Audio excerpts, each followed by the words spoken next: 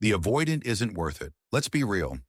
This video is for the person who has spent way too long trying to decode someone who can't meet you where you are emotionally. You've bent yourself backward. You've read every sign twice. You've excused their silence, their disappearances, their inability to connect. And yet here you are, still wondering if maybe, just maybe, you could love them into being different.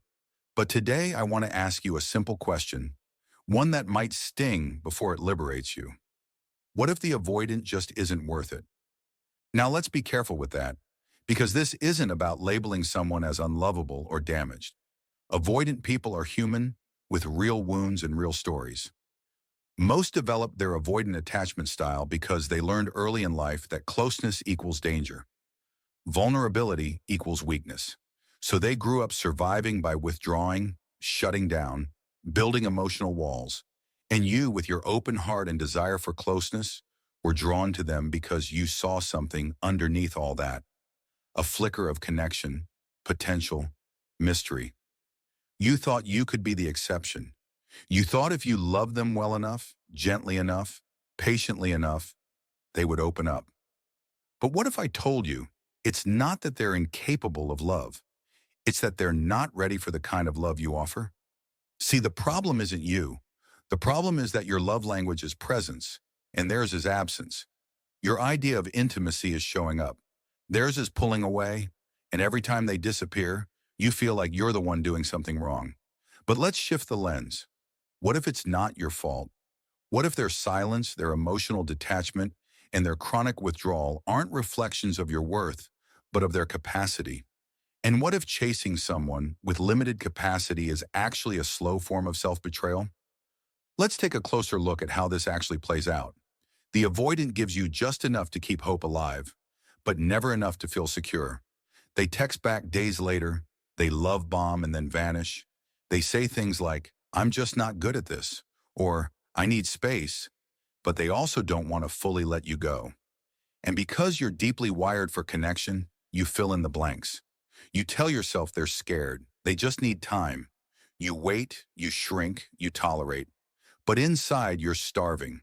You're giving your best to someone who is emotionally malnourished and expecting them to feed you.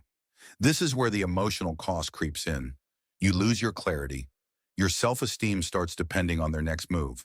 You check your phone too often. You reread messages. You start thinking that your needs are too much. And that, right there, is the moment to stop and ask yourself, is this the kind of love I'm building my life around? Is this relationship making you more peaceful, more confident, more grounded? Or are you constantly anxious, uncertain, and undervalued? Because love shouldn't feel like chasing a ghost. It shouldn't feel like auditioning for someone who's emotionally unavailable. Now, I'm not saying every avoidant is bad. Many are good people with deep wounds. Some are capable of healing and growing, with effort, awareness, and sometimes therapy. But here's the hard truth. Most avoidants don't change unless they're deeply committed to the work. And most aren't. Not because they're evil, but because staying distant feels safer than digging into their emotional pain. So if you're holding on hoping they'll change, let me be honest, they might one day. But it won't be because you love them hard enough. It will be because they decided to face themselves. So now we return to the real question. Is it worth it to wait around for someone who isn't emotionally present? Is it worth sacrificing your joy, your clarity, and your self-worth for breadcrumbs? Because here's the thing, love is not about how much pain you can endure. It's not about proving you're worthy of being chosen. Real love, healthy love, secure love, it feels safe. It feels clear. You don't have to wonder if they're coming back. You don't have to decode silence. You don't have to shrink to fit into someone else's emotional limitations. And I know letting go of an avoidant can feel like giving up on a dream. You've built so many emotional castles in your mind of who they could become, of how beautiful it would be if they finally let you in. But that dream is costing you your present. It's stealing your energy. It's delaying your healing. And maybe, just maybe, the greatest act of self-love is saying, "I love you, but I can't do this anymore." Maybe the most courageous thing you can do is walk away from emotional starvation and toward emotional nourishment. Here's the truth that no one tells you.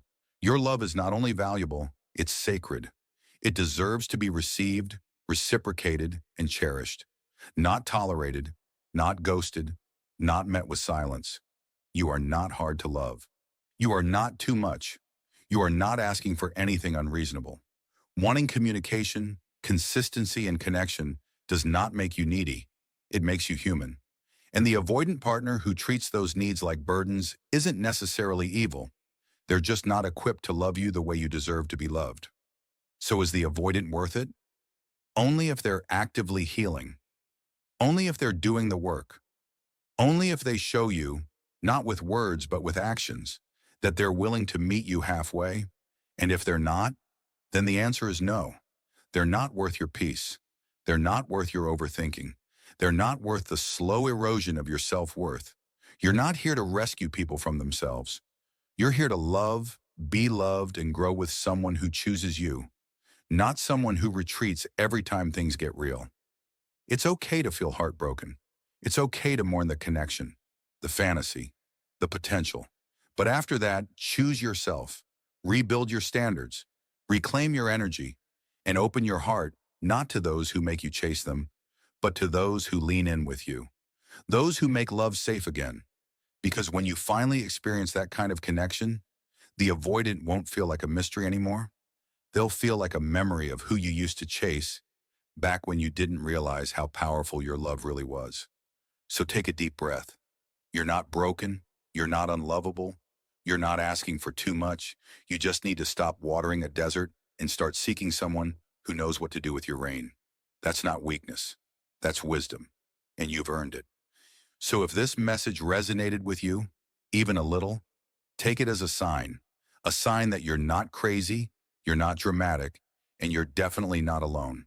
What you're feeling is real, and what you deserve is peace, clarity, and connection that doesn't make you question your worth.